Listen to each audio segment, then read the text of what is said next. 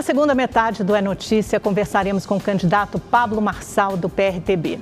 Empresário, autor de 62 livros, Marçal se apresenta como mentor de milhares de pessoas com promessa de desenvolvimento emocional e prosperidade financeira. Nascido em Goiânia, começou em um call center e hoje ostenta patrimônio de cerca de 200 milhões de reais. Em 2022, teve 243 mil votos para a Câmara dos Deputados, mas sua candidatura foi julgada irregular e invalidada posteriormente pelo Tribunal Superior Eleitoral. Boa noite, candidato. Seja muito bem-vindo. Um prazer recebê-lo. Candidato, o senhor é um fenômeno das redes sociais, um empresário de sucesso. Qual é a sua ideologia política? Como o senhor se posiciona politicamente e por que quer ser prefeito de São Paulo?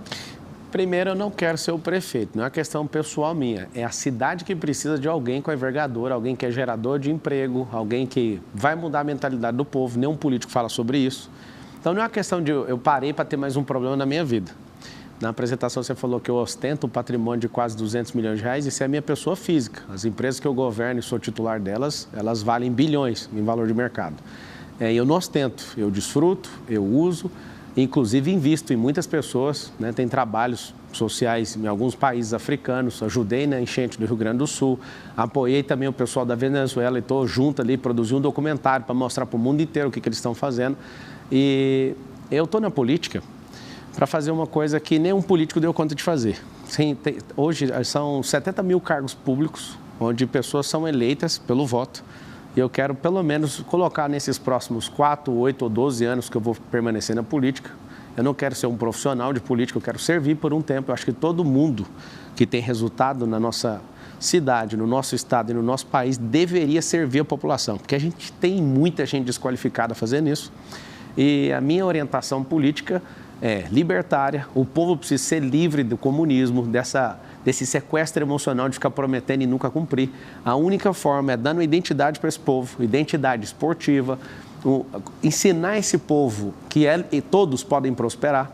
Mas é uma espécie o quê? De Javier Milei? Quem são suas inspirações na política? O senhor falou libertário, imediatamente me lembrei do presidente. A primeira inspiração que eu tenho como político chama José o Justo, lá no Egito. Foi um israelita que acabou sendo o governador do Egito e ele liderou um período de prosperidade, 7 anos de prosperidade. O faraó... Mas aqui no Brasil, foi o que eu falei, Amanda, eu nunca vi um outro político pregando isso.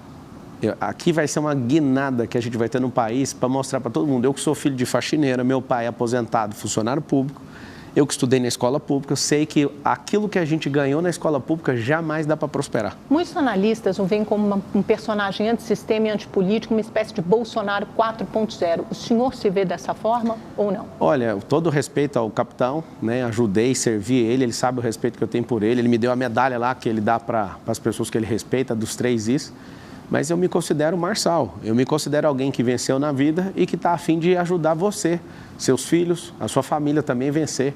Eu não me considero outra pessoa, eu sei a minha identidade, eu sou um filho de Deus, né? Sou imagem e semelhança dele. É isso que eu aprendi sobre o que o próprio Deus acha sobre mim. E eu quero que você também saiba disso, para você nunca mais ter que depender de nenhum político, para você depender de nenhuma história de gente que usa do comunismo para entrar na sua cabeça e sempre sequestrar vocês emocionalmente. Isso não é uma questão que eu quero que as pessoas engulam, não. Eu vou mostrar que tem como fazer. A minha oferta de entrar na política é para mudar de fato, radicalmente isso. O senhor tem feito a eleição, a sua campanha até agora, produzindo frases de efeito que popularmente se conhece como lacrar nas redes sociais. Até mesmo as suas propostas, que muitos têm como estapafúrdia, tipo teleférico, tipo o prédio mais alto do mundo, vem controlando, pautando a narrativa das eleições até agora. O problema dessa estratégia é que, num primeiro momento, ela é muito eficaz. Ela faz você crescer nas pesquisas, nas intenções de voto. Mas ela pode ter um teto e pode aumentar também a sua estratégia. A sua rejeição, a sua estratégia de campanha vai ser principalmente viralizar nas redes sociais? Não, não é viralizar, é mostrar que eu sou o único que pode libertar você dessa miséria que você está. Libertar você de ter que sentir o cheiro do Tietê todo dia, libertar você com esses 7 milhões de carros, né, destruindo o ar dessa cidade. Mas essa como poluição. O senhor vai fazer isso? Eu já estou explicando. O senhor precisa apresentar propostas concretas. Quem quiser ver proposta concreta tem que entrar no site do TSE, lá está tudo, é público para todo mundo. O que você tem que saber hoje é igual eu uso quando eu vou comprar uma empresa. Um dos grandes negócios que eu faço é comprar empresas, para acelerar elas e vendê-las, tá?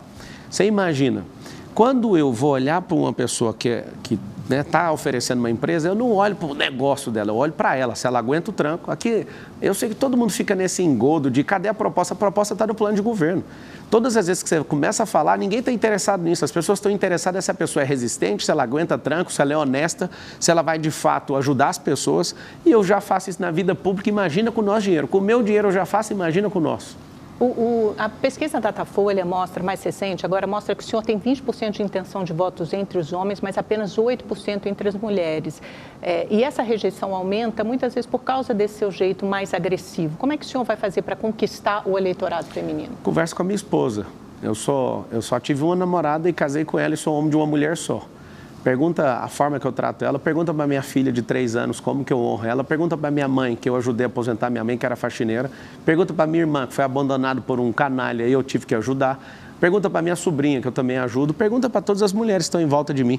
Pesquisa é uma coisa que políticos gastam milhões de reais para manipular a sua ideia. Você não é gado, você não tem que ficar norteado por pesquisa. Se você for no estádio de futebol, Amanda, você vai chegar no estádio de futebol, vai perguntar para Flamengo e São Paulo. Sou São Paulino. Fui assistir esse jogo. São Paulo ganhou do Flamengo de 1-0. Pergunta para... Pesquisa. Flamenguista, quem vai ganhar? Flamengo? São Paulino, quem vai ganhar? São Paulo. Não interessa o que essa pesquisa está dizendo. Se você for pegar todas e criar um comparativo, um quadro analítico, você vai perceber que todas estão muito diferentes uma da outra. Resumindo, eleição e mineração você só conhece num dia, chamado apuração. Elas mostram mais ou menos a mesma coisa, candidato. O Nunes, o atual prefeito, e Guilherme Boulos no primeiro patamar, e logo seguidos então, por vocês, Datena e o senhor no segundo pelotão, vocês dois avançando, crescendo. O governador de Minas Gerais, o Zema, né? Ele tinha 2% das intenções de voto e acabou ganhando e depois venceu o primeiro turno na reeleição. O presidente Bolsonaro, ele tinha 7%, vocês chamavam isso de teto. Pesquisa não é aquilo que o povo quer. Pesquisa tem manipulação, eu vou te explicar. Primeira delas, quem pagou?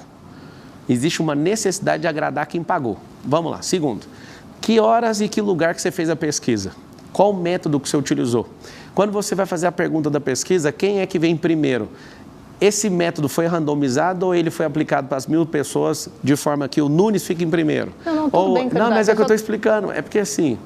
Eu não estou preocupado com isso. Eleição, você precisa conquistar o povo. E é isso que eu vou fazer e estou fazendo. Estou tentando entender qual vai ser sua tática, sua estratégia de campanha, se ela vai ficar restrita às redes sociais. Porque, por exemplo, no bolsonarismo, mesmo o Zema, que o senhor fala da antipolítica, isso veio numa onda, numa esteira de uma série de acontecimentos da Lava Jato, da derrocada do PT em 2018. Eles eram muito calcados em pautas conservadoras e moralizantes, pautas liberais na economia de segurança pública. Eu estou tentando entender qual é o esteio da sua campanha, das suas propostas. Todos os jornalistas me perguntam a mesma coisa e se eu contar o Boulos vai usar. Eu não vou te mostrar a estratégia. Eu gostaria de te contar, mas vai ser uma campanha que vai ser internacional. Vai ter gente de fora ajudando e não é com grana, não. É gente se posicionando e falando, eu estou com esse cara, eu acredito nele. Tem muita gente, mas só para você entender. Empresários, gente famosa, líderes políticos? Você vai ver, é internacional. Por quê? Porque o São Paulo mostra o futuro do Brasil. Eu estou aqui nessa campanha, vou explicar por quê. Porque tiraram o Salles e eu achei muito suspeita a saída do Salles, como se tivesse um grande acordo para essa prefeitura ficar com esses 12 partidos políticos e de um outro lado tem o Luiz Inácio Lula da Silva que quer pegar para ele a prefeitura mais poderosa, porque aqui está a reserva de domínio, o futuro desse país. Eu não queria mexer com a prefeitura. Quando eu observei, eu falei, eu vou ter que servir o povo justamente pelo que eles estão fazendo. E aí está aqui uma pessoa que é servo do povo. Já provei, eu tenho espírito público desde 2019, quando eu dei meu coração lá na África. Eu já ajudo em alguns países africanos, o principal em Angola, onde eu provei que dá para desfavelizar um lugar, onde dá para mudar a mentalidade de um povo. E eu fiz uma promessa para um garoto quando eu estava indo embora em 2019. Ele falou assim para mim, Amanda, você nunca vai voltar aqui, né? E eu fiz uma promessa olhando nos olhos dele, um garoto de 8, 9 anos aproximadamente. Eu só saio daqui depois que a última família entrar na última casa. Nós estamos construindo essas 300 casas, já são mais de 300 agora. E eu quero te dar um conselho para você que é da quebrada, você que é de favela, você que está em comunidade. Hoje, o frio de São Paulo, eu fiquei lembrando de uma senhora que eu conheci, lá no Beira Rio, numa favela chamada Beira Rio. Sabe o que ela falou? Essas casas de lata são como IML. Isso aqui você não suporta o frio. Hoje eu acordei e lembrei da frase dessa mulher. E eu faço um compromisso aqui como homem. Não vai ter nenhuma família morando em casa de lata aqui nessa cidade. Nós somos um povo rico o suficiente Temos dinheiro suficiente, ano que vem a Prefeitura vai ter 120 bilhões de reais de orçamento e a gente tem parcerias público-privadas que eu tenho certeza que os mais de 2 milhões de empresários, quando souber da seriedade que nós vamos desenvolver essa Prefeitura, não vai deixar ninguém morar nem em casa de taipa, nem em casa de alumínio. Não vai acontecer isso aqui nessa cidade mais. Eu faço uma promessa como homem. Pessoalmente, eu vou honrar pela minha família o que eu estou falando. Candidato, no primeiro debate à Prefeitura de São Paulo, o senhor se referiu ao candidato Guilherme Boulos como comedor de açúcar. Depois o senhor falou que ele é aspirador de pó. E ele conseguiu uma liminar da Justiça, sem apresentar nenhuma prova, absolutamente nenhuma prova. E depois ele conseguiu uma liminar da Justiça, fazendo com que o senhor suspendesse esses vídeos da rede social e deixasse com que ele publicasse um direito de resposta. Não só o senhor não fez isso, como dobrou a aposta, publicou novos vídeos. Veio uma segunda decisão judicial, dessa vez do Tribunal Regional Eleitoral. O senhor já tirou esses vídeos da sua página? Não, e qual que é a lógica? Faz ele o exame toxicológico. Por que não pede o exame toxicológico? Não, o ponto é que o senhor não vai cumprir uma decisão judicial? Se a gente está dentro do prazo. Já tem duas. Isso, vai cumprir, mas o povo já sabe que é o aspirador de pó, quem conhece São Paulo em todas as biqueiras, a pessoa que defende o uso de drogas, defende que mais pessoas vá para a Cracolândia, defende Nicolás Maduro, defende Daniel Ortega na Nicarágua, ele defende o Foro de São Paulo. As famílias decentes dessa cidade não concordam. Agora, eu vou ter que sacrificar alguma coisa para provar para você. Inclusive, estou em posse do documento, não precisa ficar ansioso. Mas o senhor tem essas provas? Claro, e vou mostrar na hora certa, não precisa ter ansiedade. Mas por que o senhor não mostrou? Porque é uma acusação muito grave, o senhor não pode fazer de uma forma leviana. Mas o que os candidatos fazem nos debates é fazer exatamente isso aí que você falou. Como que eu vou falar agora se o povo esquece em uma semana? Calma que eu estou aqui, você não precisa ficar apavorado. O senhor está dizendo, então, que o senhor tem provas disso? Vou mostrar, calma. Ele é o candidato medalha de ouro, foi o que mais foi preso. E em todos os candidatos à Prefeitura de São Paulo, ele é medalha de ouro, já tem 3 pódios. Esse cara, eu entrei aqui para te falar, Boulos, você nunca na sua vida vai ser prefeito de São Paulo. Se esse é seu sonho, você vai pegar, vai mudar para outra cidade de gente que acredita na sua ladainha, nas suas mentiras, e aí você vira prefeito lá. Enquanto eu estiver aqui, se tiver um xerife nessa cidade, que é o Pablo Marçal, você nunca pisa aqui. Você não vai ser prefeito aqui.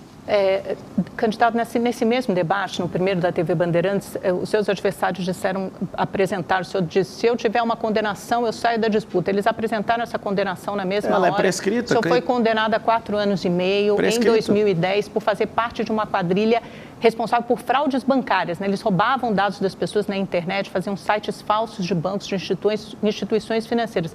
Prescreveu, é verdade, num recurso em 2018, mas a minha pergunta é a seguinte, o senhor participou desse esquema? O senhor você falou bem, você falou assim, esquema? Ó, eles, você falou de forma correta, não sei se foi inconsciente, mas você falou da forma correta. Eles, nunca fiz parte de quadrilha nenhuma, eu trabalhei para um cara consertando computadores e tomei um processo criminal por 13 anos. Meu pai me ensinou a ser homem, a não tocar em nada de ninguém. E faço um desafio para você, Amanda, como jornalista e todos os jornalistas desse país. Todo mundo. Descubra quanto que eu peguei e me dá o Pix que eu pago. Esse é o desafio. Queria saber do Lula, o tanto de dinheiro que ele roubou do país, que dia que ele vai devolver o dinheiro e a moral desse país. Quero saber de todas essa patifaria de PSOL, de PT, tudo que eles já desviaram do povo, eles dão conta de devolver? Eu sou homem, construí riqueza, um patrimônio multibilionário empresarial e eu posso falar para vocês, atuo em 19 segmentos diferentes, não afino para absolutamente nada que comunista me falar. Se eu estou devendo, põe para pagar que eu pago agora. Esse é o desafio. Agora, eu era um jovem, 18 anos de idade, estava trabalhando, eu só consertava os computadores e sobrou esse processo para mim. Esse processo, Amanda, correu à revelia. Esse processo não tinha advogado. Eu sou formado em Direito. Não tinha defensoria pública? Não tinha. A própria defensoria pública falou, isso aqui é complicado demais para você, contrata advogado. O advogado cobrou 2 mil, nem isso eu tinha de dinheiro para pagar. Mas houve recurso, né? Tanto não teve recurso.